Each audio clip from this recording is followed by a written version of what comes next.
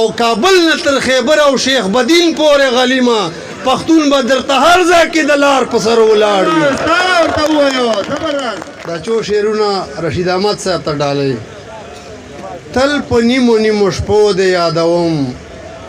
تل په نیمو نیمو شپو د یادوم په ژړا او په سلګو د یادوم تل په نیمو نیمو شپو د یادوم په ژړا او په سلګو د یادوم او لکه شیخ د هسې نه شمارم په ګوتو لکه شیخ د هسې نه شمارم په ګوتو تل د اوښکو په تسپو د یادوم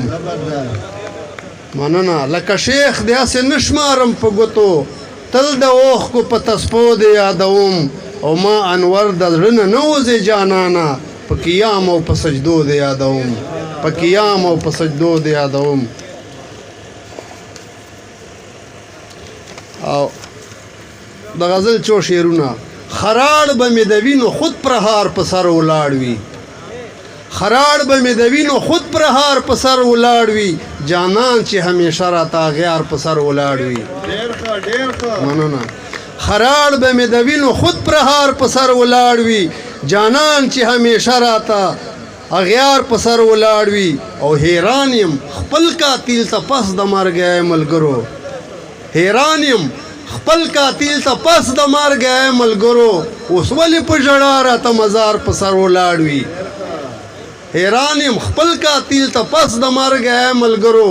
اوس ولې په ژړا راته مزار په سر ولاړ وي او کابل نه تر خیبر او شیخ بدین پورې غلیمه پښتون به درته هر ځای کې د لار په سر ولاړ وي مننه کابل نه تر خیبر او شیخ بدین پورې غلیمه پښتون به درته هر ځای کې د لار په سر ولاړ وي او څه پوښتې ویالې ټنډې